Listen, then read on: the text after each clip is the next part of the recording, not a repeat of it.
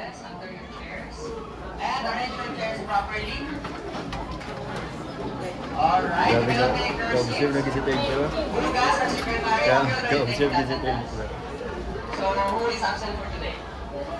Okay, very good. So, we are 53 in total today. So, let's give ourselves a round of applause. To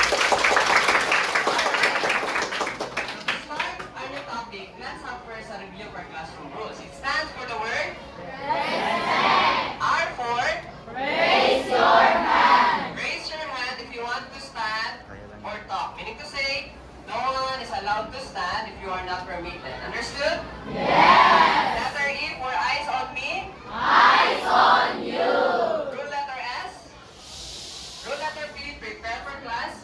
E, electronics away. That means to say, you are not allowed to use your cell phones unless if I permitted you to do. Okay? And letter C, count time. And letter T, when you hear the bell rings, that means to say, silence or calm down. Alright, let's proceed.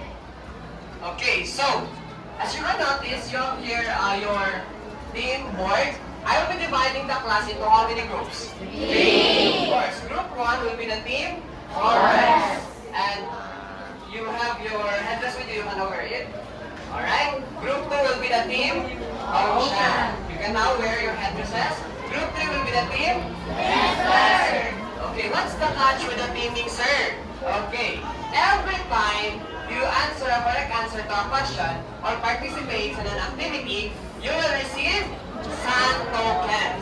One small sand token would mean 1 point. And the big sand token would mean 5 points. Alright? Okay. So, at the end of the lesson, the team that got a lot of number of sand tokens shall be declared as the first place. And the other will be second and third. And you have your prizes there. Alright. Are you now ready? If I ask you if you're now ready, team forest, say, ahu, ahu. Are you now ready? Ahu, ahu. Emotion, say, adja, adja. Adja, adja. Team desert, say, uha, uha. Uha, uha. Are you now all ready? Ahu, ahu. Alright, let's start. So for our review, you have your flowcards with you, right? I'll be presenting a short video clip, and if you think that the video represents high biodiversity, raise and show the green part of your placard. If you think that it is low biodiversity, raise the red part of your placard. And I will be rolling a dice later, and I will choose a student in a specific team to explain why is it high or low biodiversity. Okay, understood? Let's begin. Starting with a coral reef. Raise your board if it's high or low biodiversity. Alright, I think everyone believes it's high biodiversity, so let's roll a dice to choose a student. Yes, Team Desert.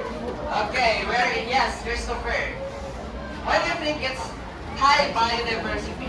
I think it is high biodiversity because we can see in the picture that many species in there, then many species, so meaning high biodiversity because the climate is stable for the ecosystem. Okay, do you think is it correct? Yes. Very good. Get your sand token. Next, let's have. How about this one? Banana plantation. Raise your placard. Okay. As I can see, all of you believes it's low biodiversity. The correct answer is low biodiversity. Okay, let's choose a team to explain why. Team Desert again. Okay. Other representative? Yes, Altobar. Do you want to share your sentiments? Why is it a low biodiversity? Dito nga sabi ng kapatid. Slow biodiversity because Para, sige, ikaw ang magana, ikaw mamaligya, ako lang tag. Okay, very good. It only consists of bananas. That's right. Lastly, let's have, how about this one? The desert. Is it high or low? Raise your placard. Alright. So, still all of you believes it's low biodiversity. Let's roll a dice. Still desert. Don't worry, we still have a lot of games later, okay? Yes, Team Desert. Any representative from Team Desert? Yes. Why is it low biodiversity? it's low biodiversity because of the temperature and the We Precisely, that's correct. Let's give her a Ciencia Amazing clap. Here how it goes. 1, 2, 1, 2, 3. Ciencia Amazing. 1, 2, 3, go. Ciencia amazing. Very good.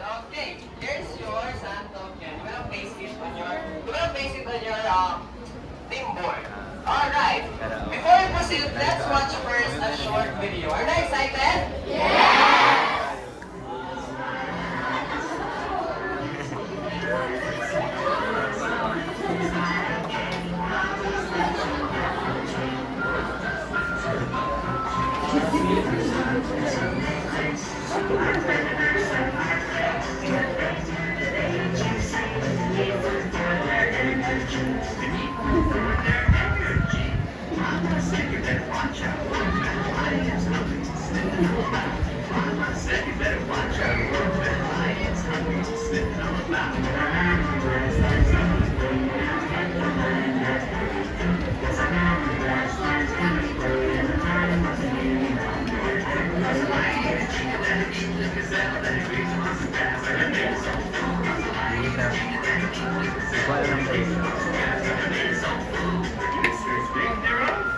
Alright, have you enjoyed the video? Yes. Based on that very short video, what do you think will be our topic for today? Yes, Christian. About energy. Yes, that's right. Any idea? Yes? Food chain. Okay, all of your answers are correct. But specifically, we will be talking about the transfer of Energy and traffic levels. Okay, in specificity, here are our objectives. Group 1, please read number 1. Describe the transfer of energy in a food chain. Group 2, please read number 2. Illustrate the transfer of energy across traffic levels by creating an energy pyramid and And also, group 3, please read number 3. recognize the importance of producers, consumers, and decomposers in maintaining energy flow in an ecosystem. Okay, so at the end of the lesson, I am expecting everyone for you to achieve these objectives. Okay, understood? Let's start by having an activity called The food chain game. What's the mechanics here? So here how the activity looks like. The mechanics are, number 1, instructions. I will be playing a horse race to identify which team will participate, okay? And the chosen team should choose a representative, okay? Next. Okay, group members can help your representative by giving verbal instructions, of course. And your correct answer will let you gain 1 small token. Alright, let's start. Okay? So here is the activity.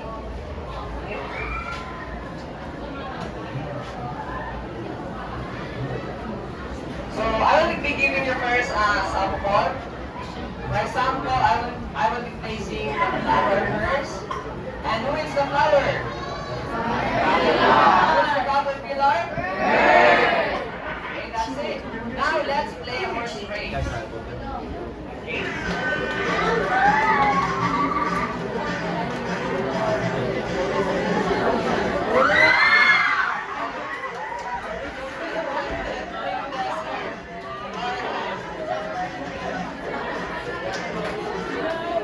Will it be fine we give another the chance to other group? Okay, let's have horse race again.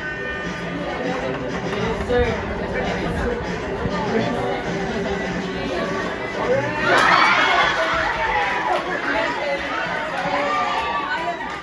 Okay, let's remove the tip desert. Last. This will be the last. Okay.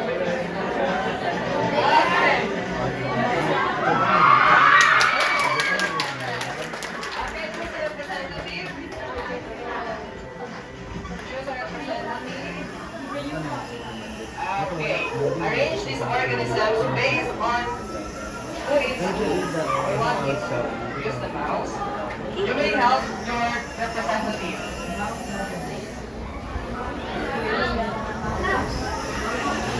Okay,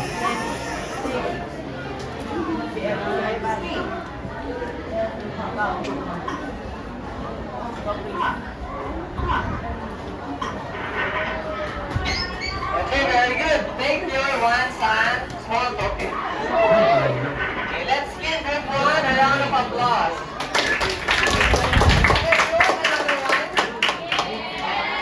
Let's have a horse race. Okay, horse race, let's go.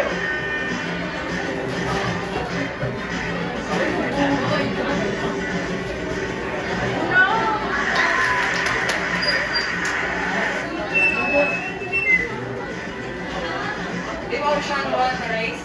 Alright, choose a representative, Team Ocean. Yes, balance. Arrange these organisms based on who or what is who. Algae, you may use the labs. You may help your representative. Small fish, big fish,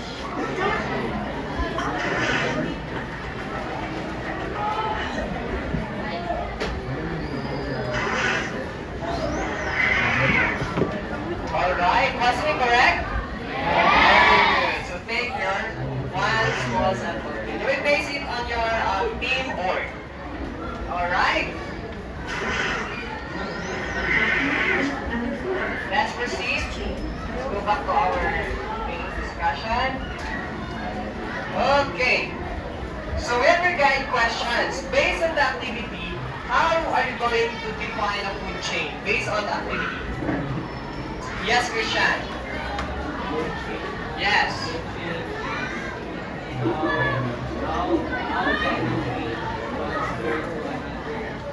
One other. Precisely, that's right. It's all about a series of interaction between the eater and the eaten, and it talks about how does the energy is being transferred from one organism to another. Very good question. So here are our illustrations. Notice that in a food chain, we always start with the producer. In our past discussion, we've learned about what are producers, consumers, and decomposers, right? We know that producers, what do? They produce. From the root word, produce. Okay? They absorb the sunlight and use it for the process we call as photosynthesis. Thereafter, the producers will be eaten by the consumers. From the word consume, they consume other organisms. And lastly, we have decomposers. From the word decompose, meaning to say, those dead matter or dead animals, they decompose it to return back the nutrients to the soil, which will then be later used by the plants, right? As we discussed, for example, we discussed about nitrogen cycle, right? Those nutrients are used by the soil and by the plants for them to grow. Alright, next we have, how does the energy enter a food chain? Okay, how does the energy enter a food chain? Christian again, other hand na naman. Yes, Abdawai. Okay, very good, that's right. However, the question would be, how does energy enter a food chain? Paano nakapasok ang energy sa food chain? Okay, based on our illustration. This one. That one. Yes, Christian. You will speak in Tagalog.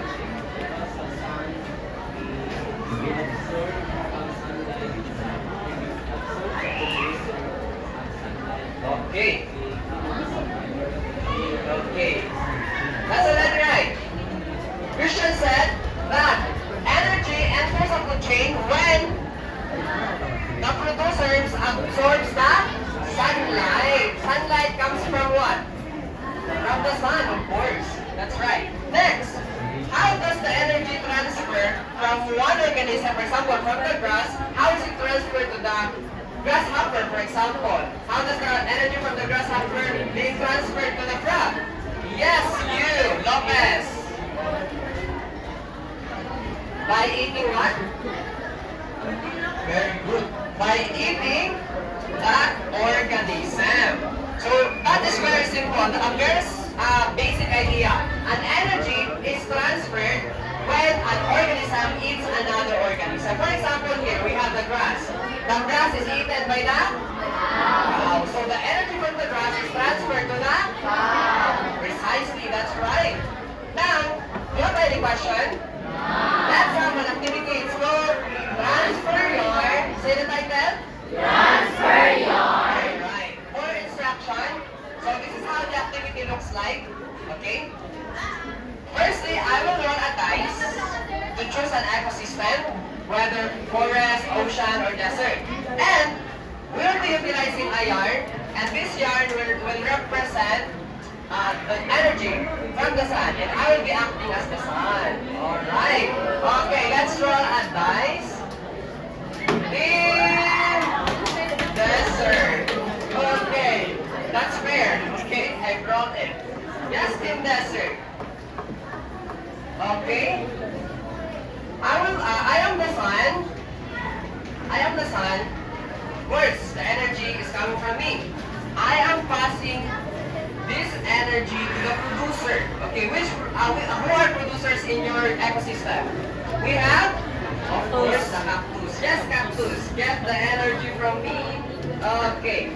Who do you think will receive the energy from the cactus? What organism? That? The rat. Very good. Pass that energy to the rat. However, you're going to hold this end part. This one. Okay. Good. Okay, we pass it to the wood rat, to the rat. Okay, take it. Now, who do you think, what organism in your ecosystem do you think that the wood rat, that will eat the wood rat? The snake. Okay, pass the energy to the snake then. However, you're going to hold it. Okay, snake. Good, where's the snake? Yes.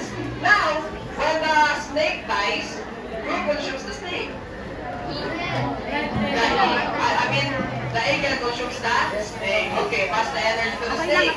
Now, when the eagle dies, who consumes the eagle? Fungi. Okay, pass the energy to the fungi. Alright. Yes, class. Based on the activity, okay, we have your guide questions, okay?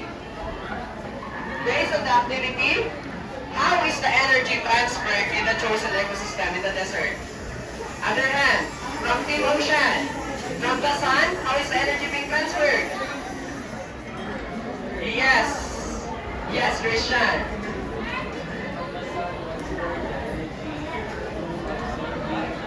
Absorbed by the? And then? Consumed by the rat, very good.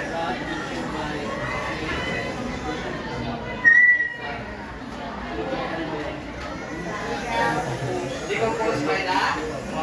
Very good, Christian. Let's give Christian a round of applause. Alright, second question. We have your second question.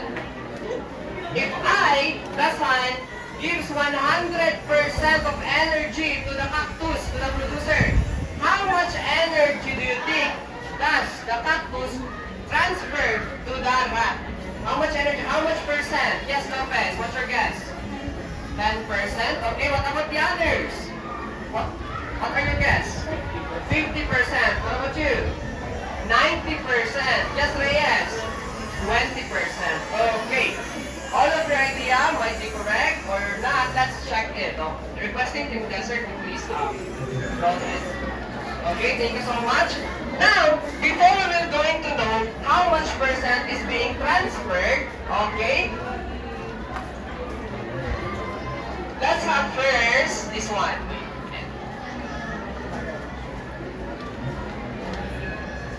Okay.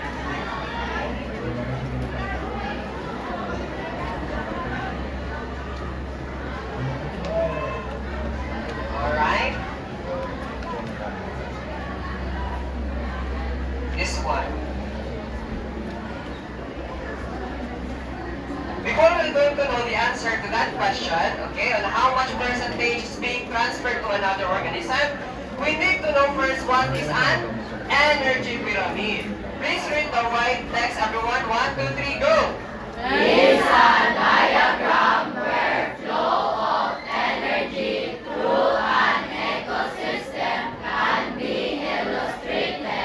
Okay.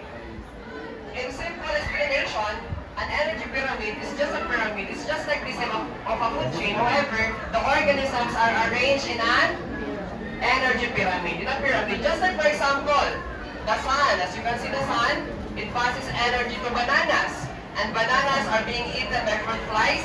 Fruit flies are eaten by toucans and eaten by the jaguars. Another example, a grass eaten by the rabbit. The rabbits are eaten by corn snakes.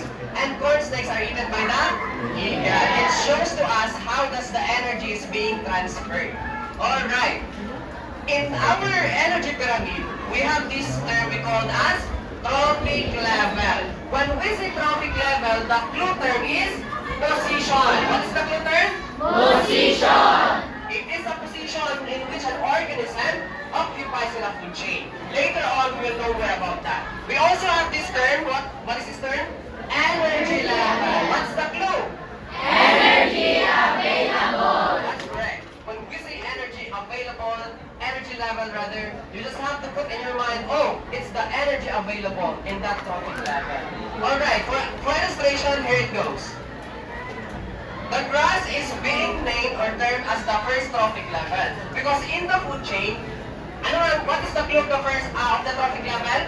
Position. So the position of the grass is first in a food chain. That's why it's termed as first trophic level. And don't be confused when we say first trophic level, it also means first energy level. Next, the grass will be eaten by the rabbit. Okay, the rabbit will be termed as second trophic level. It's also known as the second energy level. So the name will go up as the organism moves up. Also, here the labels are moving up also in terms of the number. So that's why the snake will be labeled as the third trophic level, and the hook will be termed as the fourth trophic level. Right. Now to answer the question earlier, if how much energy was obtained by the rat from the cactus, we have this illustration. Right. The correct answer is 10%. Who answered 10% earlier? Okay, very good, Lopez. 10%. Okay, so here's an illustration for you to understand it more. If I, the sun, pass 20, okay, 20,000 joules. So what is that J? The J is just a unit, yes, very good. This is just the unit of energy. Just like for example, from the school to your house, the unit would be the kilometers, right? For example. So in energy, the unit is joules or joules. Okay. Now, since only 10% is being transferred to another organism, to the rabbit, okay, I will teach you a very simple way to get the 10% of 20,000. Okay, eyes on me? Eyes on you. Ashley? Look at me. Okay, here how it goes. From here, you just have to move one decimal point to the left. You have to move one decimal point to the left, so this zero will be removed. Now, the 10% of 20,000 is 2,000. That's how basic it is. That's why the rabbit takes 2,000 joules of energy. Because 10% of 20,000 is 2,000. Also, that is also the same with the snake. When the snake eats the rabbit, only 10% is being taken or gained. So you have to move one decimal point, this zero will be removed. Now, how much energy does the snake get? 100 joules. The same with that. Yes, very good. With the organism above. Okay, do you have any question? No. Okay. Question number 3. What happens to the energy? Di ba we stated that only 10% is transferred? What happens then to the 90% of the energy? Yes, now why? Please lower your voice. The rest of the energy is used for movement, growth, and production. Okay, is she correct? Let's see. Okay. So most of the energy, which are the 90%, is lost as heat because every organism undergoes activities. For example, the plants, they undergo the process of photosynthesis. The horses, the animals are running, they are moving.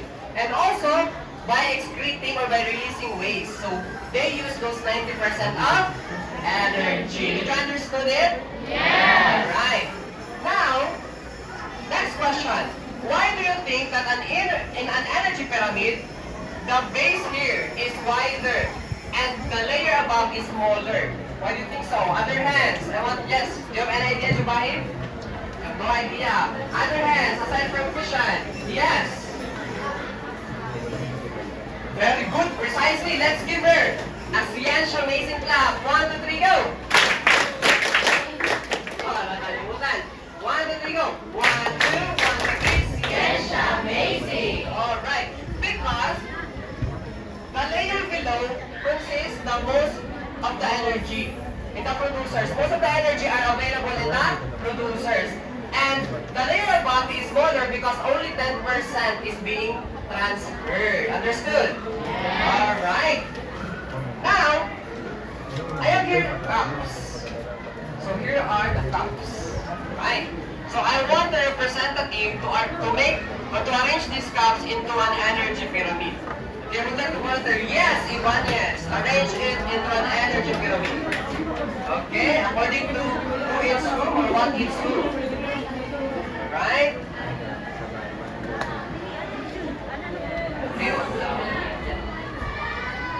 Okay, is this correct? Yes. Very good, Ivan, yes. Alright. Now, what are these carrots called? They are the Producer. Now, what will happen if these carrots will be gone in this food chain or in this energy pyramid? What will happen to the consumers?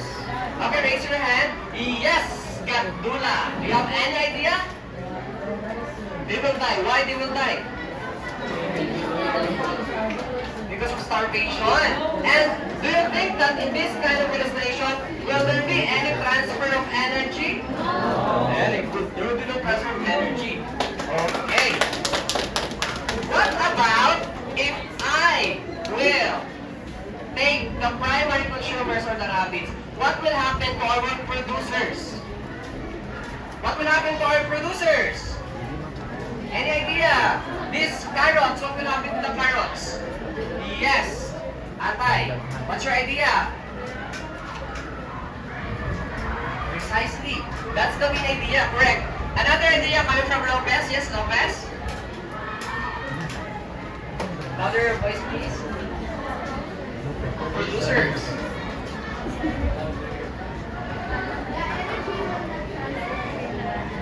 Okay, very good. There will be no transfer of energy. And to add up on your answers, mainly, these producers, these carrots, will be rot. It will be overgrown. There will be a lot of carrots, for example, in these illustrations. And what will happen to the eagle? It will die because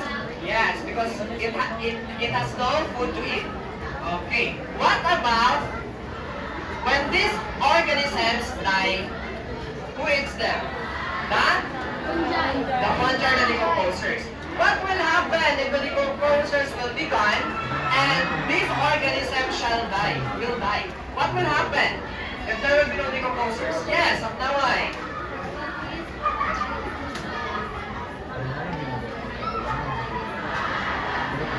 Good, that's right. Let's give Apnaway. Siensya amazing clap. Siensya amazing. Very good, Apnaway. That's right. Now, we're not just talking about food chain here, right? We're not just talking about food chain. Because, what does the producers gives to the rabbits? Energy and food, right? It's just the same with our school. In our school, we have teachers, right? We also have students. Now, what do the teachers give to the students? Knowledge. What will happen if the teachers will be gone? There will be no transfer of knowledge.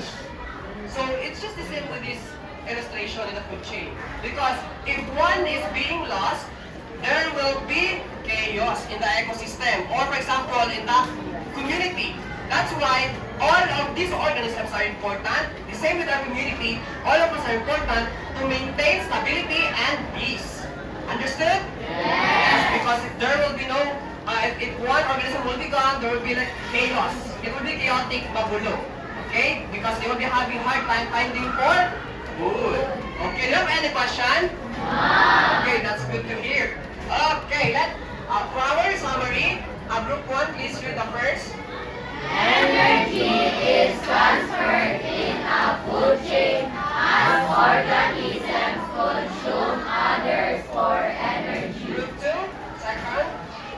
Trophic levels group organisms play their role in energy transfer. And group 3, number 3. Only 10% of energy moves to the next level. Most is lost as heat. And also, take note that an energy pyramid just shows us how the energy is transferred and it decreases as we move up on the pyramid. And you already know that producers make their own food, consumers from the word consume, decomposers from the word decompose. And they are all important. And if there will be one to be lost on them, they will negatively affect the energy transfer in the ecosystem. Okay, are you still alive? Are you still following? Yes! Okay, let's hear your chants. Team Forest! Aho, Team Ocean! Ada, Team Desert! uha, uha. Okay, so I'll be giving up 5 points to those who will be energetic this time. Team Forest! Aho, Team Ocean! Ada, Team Desert? uha, uha. I guess we have the winner. Yes, Team Desert. Okay. But don't you worry, I'll be giving 3 stars to Team Ocean and 2 stars for the Team Forest. Don't you worry. Alright. So, are you now ready to have our new activity? Yes. That's our activity. It's called Construct the Pyramid. For the instruction, okay? Okay.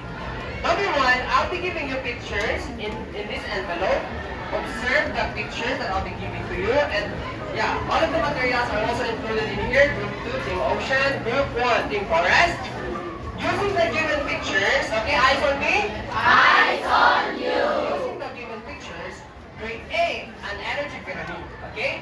And also, identify and label the trophic levels and energy level.